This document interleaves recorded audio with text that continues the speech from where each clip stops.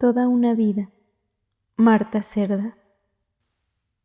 A la generación que nos enseñó a cantar y amar, la que nos heredó sus recuerdos, la que ocupó nuestro lugar en la historia, dejándonos la nostalgia.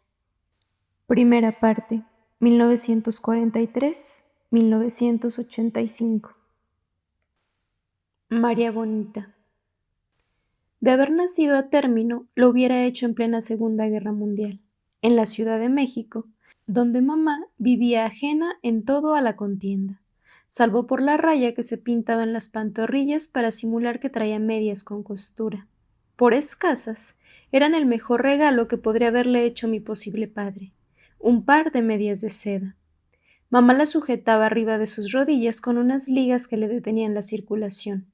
Se ponía la media, luego metía la pierna por en medio de la liga y subía ésta hasta el borde de aquella, enrollándola. Bajaba de nuevo la media para volverla a subir. La iba estirando, cuidando de no romperla, para que quedara sin arrugas y con la raya derechita. Pero mamá casi nunca usaba medias porque eran muy caras. Por eso mojaba con saliva la punta de un lápiz de cejas y se pintaba una raya del talón a la corva. De no haber sido por esto, por las noticias que daban en el radio, un Emerson de onda corta, y por tener el azúcar racionado, mamá no se habría enterado de que el mundo estaba dividido. Alemanes, italianos, japoneses, rusos, ingleses, franceses y yo, por un lado y ella por otro.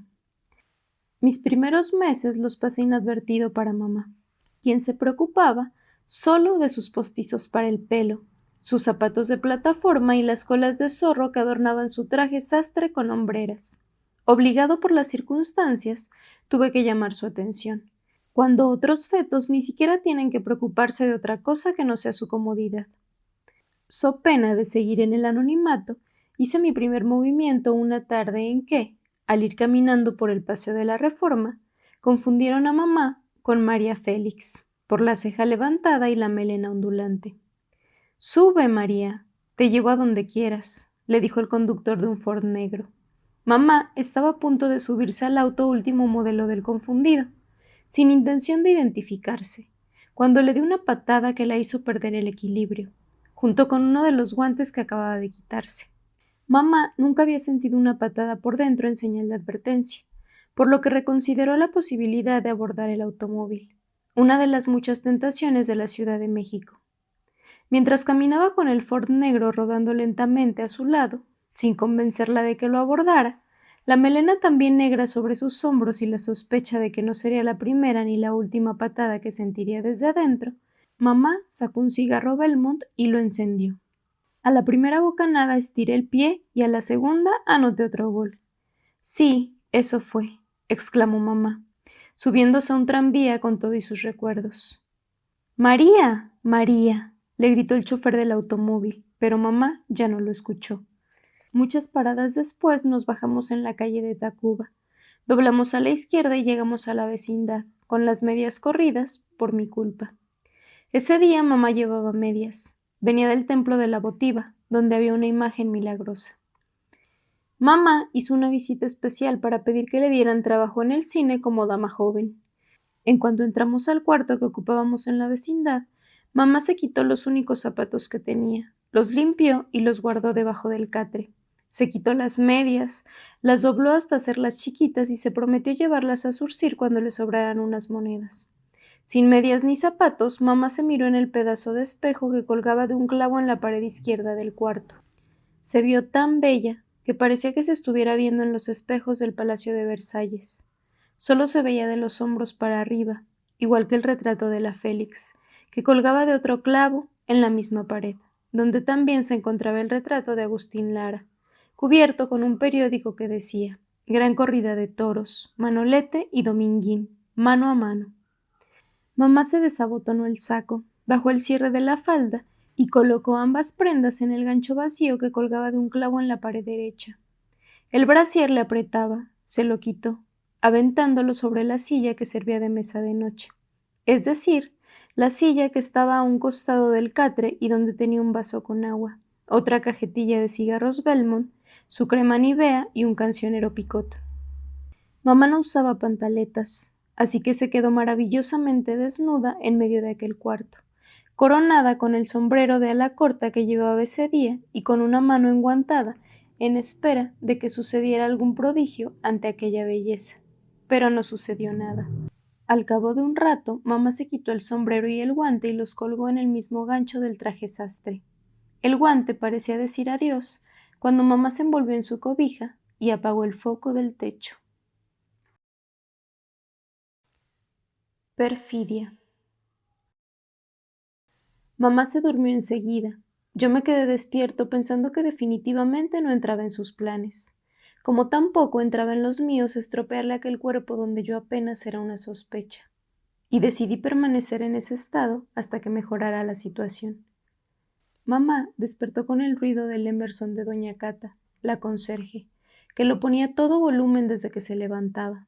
Por la ventila pegada al techo de nuestro cuarto entraba una luz de marzo a las 7 de la mañana, que bajaba hasta los ojos de papel de María, iluminaba el vaso, ya sin agua, y desaparecía debajo del catre, como si buscara los zapatos de mamá. Ella sacó un brazo de entre las cobijas y lo volvió a meter. Hacía frío, pero en el cuarto no había excusado ni regadera. Envuelta en la cobija, mamá salió al patio, y mientras esperaba su turno para entrar al baño, llenó una olla de agua y la puso a calentar sobre una parrilla eléctrica que sacó de debajo del catre, de donde sacó también los zapatos y un beliz de lámina. Guardaba en él una blusa y una pañoleta con las que cambiaba la apariencia del traje sastre. Le quitaba los zorros, ganados en una de sus participaciones como extra de cine, y usaba la pañoleta, o quitaba esta y se ponía la blusa con la chaqueta abierta. Esa vez tocaba la pañoleta. Volvió a guardar la blusa junto con los zorros y no resistió la tentación de abrir un sobre, que estaba al fondo del beliz desde hacía 2 días. Leyó la carta que venía dentro, fechada 10 de marzo de 1943. Las últimas líneas las repitió varias veces. Primero, cuando se sentó en el excusado y no se levantó hasta que otro vecino le dio de golpes en la puerta. A lo que mamá contestó jalando la cadena del tanque del agua que estaba sobre su cabeza. Después, cuando con una toalla mojada en una parte del agua que había calentado se dio un baño francés y con la otra se preparó un café. Y luego, en el trayecto a la XCW, la voz de la América Latina desde México, donde esperamos 3 horas junto a un joven llamado José Alfredo para entrar a una audición de 10 minutos. Mamá cantó, ayudada por su cancionero Picot, Perfidia y Vereda Tropical, como la mismísima Avelina Landín, su cantante preferida. Al terminar, le dijeron: «Muchas gracias, señorita», lo que la hizo ruborizarse y salir sin despedirse de nadie. Mamá volvió a repetir las últimas líneas de la carta en la fonda de doña Chole, donde estaba abonada para comer, y finalmente, cuando caminábamos de regreso a la vecindad: «Hija, mandamos esta con un propio al domicilio de don Pedro, nuestro paisano, como quedamos de hacerlo. Esperamos que cuando la recibas te encuentres gozando de salud. Inmediatamente después de que te fuiste nos cambiamos de casa. La calle todavía no tiene nombre. Estamos bien. Que Dios te bendiga». Nos cambiamos de casa. La calle todavía no tiene nombre. ¿Y Héctor?, se preguntó mamá. ¿Qué sería de él? No supe quién era Héctor, pues como consecuencia de mi renuncia a hacerme presente en un momento inoportuno, las imágenes, sonidos y pensamientos de mamá, que recibí a través de su sangre, dejaron de llegarme. Me acurruqué en un rinconcito de su matriz para no estropear su figura, y ni el famoso doctor Nandino, que atendió a Tongolele cuando nacieron sus gemelos, ni él hubiera podido localizarme. Si te dicen que he llorado por ti. Volví a percatarme de mi existencia 5 años después. Recibí una fuerte señal de mamá que me sacó de mi sopor. Lloraba recordando a Héctor. Los ojos de mamá recorrieron el lugar donde nos encontrábamos. Las imágenes que recibí eran borrosas por las lágrimas, pero pude distinguir que ya no vivíamos en aquel cuarto, o si era el mismo, lo habían cambiado tanto que parecía otro. Las paredes estaban pintadas. La ventana tenía una cortina que se hinchaba como vela de barco con el aire. La ropa de mamá ya no colgaba de un clavo, sino que estaba dentro de un ropero, según lo comprobé más tarde. Lo único que desentonaba, para mi gusto, era el calendario con la cara de Pedro Infante, sobre la cabecera de la cama de mamá. Mas si no hubiera sido por eso, no me hubiese enterado de que era 1948. Mamá permanecía igual de bella que cuando dejé de verla, y ahora podía mirarse de cuerpo completo en la luna del ropero, de donde sacó un abrigo para salir. Al abrirse las puertas del mueble, vi lo que ella vio: una docena de vestidos nuevos y al fondo el traje sastre, el sombrero y el guante. Mamá se puso el abrigo, se retocó la cara y pasó un cepillo por su pelo. La mano se detuvo antes de lo acostumbrado y volvió a subir. El cepillo no descendía hasta media espalda, como antes, y es que mamá se había cortado el pelo y ahora se parecía más a María Elena Márquez que a la Félix. Aunque para el caso era lo mismo. En cuanto salíamos a la calle comenzó a seguirnos un automóvil negro, cuyo conductor le echaba piropos a María Elena. No subimos a un tranvía, subimos a un taxi y nos dirigimos a la secretaría, por favor. Tampoco era la calle de Tacuba de donde salimos, ni la del ayuntamiento donde nos bajamos. Eran calles desconocidas para mí, igual que la secretaría. Creí llegado el momento de hacerme notar con una patadita, a la que mamá reaccionó con un «Héctor», y enseguida se echó a llorar. Nos quedamos afuera de la secretaría hasta que su espejito de bolso le devolvió su imagen serena, aunque con la nariz un poco roja, lo que mamá corrigió con una aplicación de polvo, antes de entrar a una oficina en la que ocupó el escritorio como una reina. Frente a ella, el retrato de un hombre joven con una banda de 3 colores en el pecho. Custodiaba las entradas y salidas de la puerta que estaba al fondo. Luego supe que se llamaba Miguel Alemán. En la oficina, además del trono de mamá, había una hilera de sillas donde estaban sentados hombres de diferentes edades, que ocultaban su impaciencia fingiendo leer periódicos en los que se hablaba de la posguerra, de Lombardo Toledano, de Diego Rivera y el escándalo del Hotel del Prado. Con la autoridad de una reina, mamá repetía a los hombres: «El señor secretario no podrá atenderlos, tal vez mañana». Ellos no parecían comprender, pues continuaban sentados con la mirada atenta en la puerta del fondo que nunca se abrió. Toledano, Rivera. ¿Por qué no pensaría mamá algo sobre ellos?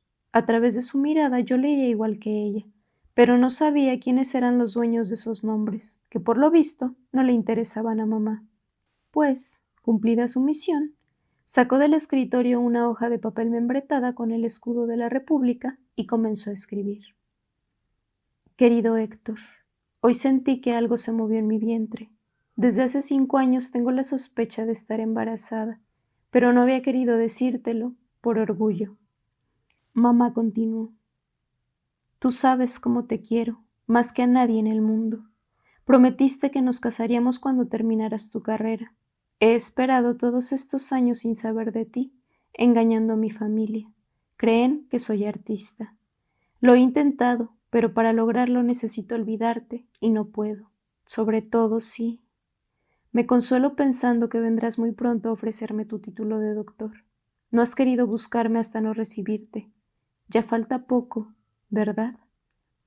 La mano de mamá tembló al poner los puntos suspensivos y su temblor me dolió en lo más hondo. Instintivamente empecé a comprender quién era Héctor. Hice a un lado mi susceptibilidad y decidí esperar a que Héctor terminara su carrera para venir a este mundo. Si ya había esperado 5 años, bien podía darles una oportunidad a mamá y a él. Antes de volver a mi rincón, acompañé a mamá a cenar a Prendes, con el señor secretario. Mamá traía la carta para Héctor en la bolsa de piel de cocodrilo que le había regalado el secretario, junto a la cigarrera de oro que le había dado el secretario para sus cigarros Belmont, y la boquilla, también de oro y también regalo del secretario. Cuando mamá trató de sacar la cigarrera y la boquilla de la bolsa, se le cayó la carta, perfumada con un perfume regalado por el secretario, y mamá se puso fría. Su frío me adormeció y no supe qué sucedió con la carta, el secretario, Héctor y mamá.